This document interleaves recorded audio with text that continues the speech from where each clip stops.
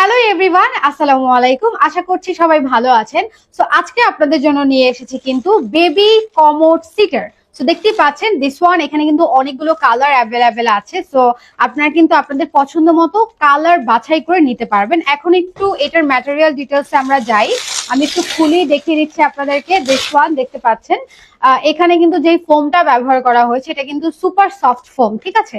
এছাড়া এখানে যে প্লাস্টিকটা ব্যবহার করা হয়েছে এই প্লাস্টিকটা কিন্তু টপ নচ কোয়ালিটির প্লাস্টিক, এবং এইটা আপনার বেবি যদি একটু হেলদিও হয় সেক্ষেত্রেও কিন্তু বসতে পারবে এবং দুই পাশে হাত দিয়ে তারপরে বসতে পারবে এটা ধরে। আমি আপনাদেরকে লাইভ দেখিয়ে দিব কিভাবে এটা সেট করতে হয়। অনেকেই হয়তো সেট করা সম্পর্কে জানেন না বা আপনাদের আইডিয়া নেই, সো এই জন্য আজকে আমি আপনাদেরকে লাইভ সেটা দেখিয়ে দিব।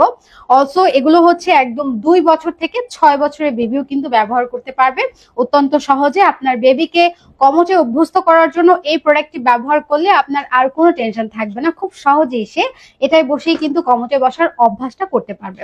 সো লেটস সি, এখন আমরা দেখবো হচ্ছে কিভাবে এটা আপনারা কমোডের উপরে সেট করে তারপরে হচ্ছে বেবিকে বসাতে পারেন খুব সহজেই, যাতে করে বেবি পড়ে না যায়। সো এই যে প্রোডাক্টটা দেখতে পাচ্ছেন, এখন আমি এটা সেট করে একটু দেখিয়ে দিচ্ছি।